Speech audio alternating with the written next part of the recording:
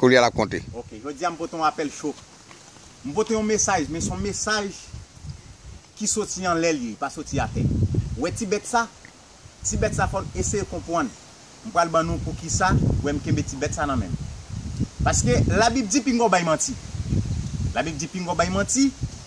mais on a pile moun qu'on a campé sur rythme menti.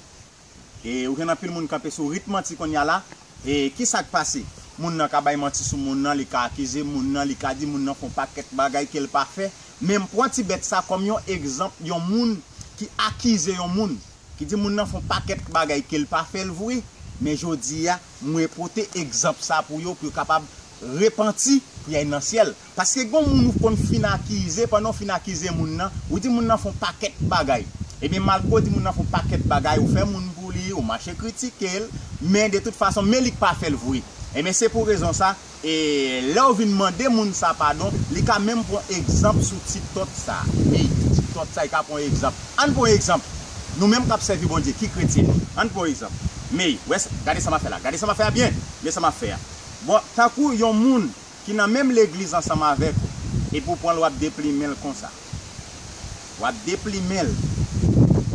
wap retirer toute plume qui sous moun nan wap parler le mal wap critiquer wap dire malveillant wap dire louga wap dire l'angel wap dire faisait wap dire kon tirer moun li kon ba moun coup de batterie li kon parler mal li kon voler ou dit tout bagay ça yo ça veut dire c'est plume qui sous moun nan que wap déprimer pendant que wap déprimer toute plume qui sous moun nan et puis qu'on y a là ou quitter moun nan tant qu'on petit oiseau sans plume qu'on y a là wap déprimer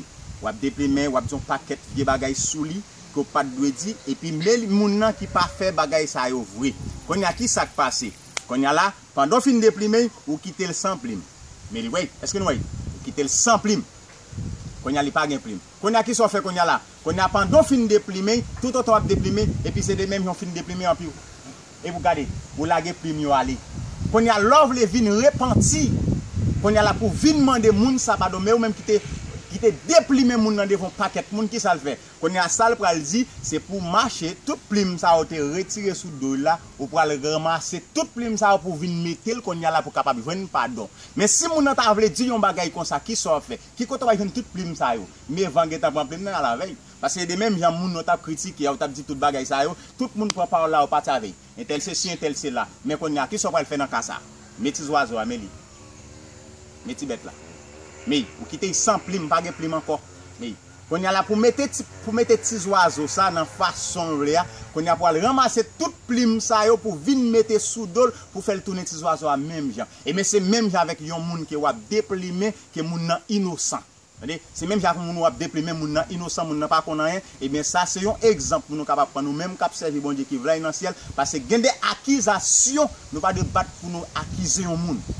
nous pas de déprimer moun nan déplacer parce que à chaque fois du moun n'a font série de bagages li pas fait étant donné li pas fait vrai c'est déprimer même avec petits oiseaux qu'on prend toute plume non royale qu'on a la gen moun dans toute la rue qu'on a la gen moun qui penser le faire le vrai et puis gen moun qui penser le pas faire le vrai mais on fin déprimer qu'on a qui sont pas le faire l'on vinn joindre moun ça on a la ça pour moun nan fait pour on a va ramasser toute plume yo toute plume oiseau va venir mettre sous oiseau si que plume yo joindre toute plume yo mettre sous oiseau et bien ça passer moun nan t'a déprimer et bien moun nan vinn normal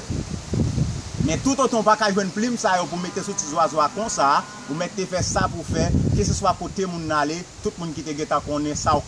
te dit c'est vérité et bien c'est comme ça moun nan capé mais tant petits oiseaux ça parce que ça personne pas joindre plume pas une plume et bien on seul bagay m'a dit nous-mêmes prend ça comme un exemple prend ça comme une leçon nous-mêmes cap servir bon Dieu avant que nous font bagay penser est-ce que moun nan fait l'action pas fait avant nous accuser un monde ça c'est Yvon extrême qui la message ça pour tout le monde qui accuser monde pour tout le monde qui bail menti pour nous repentir pour nous aller dans le ciel ça c'est tes oiseaux que veut faire pas décourager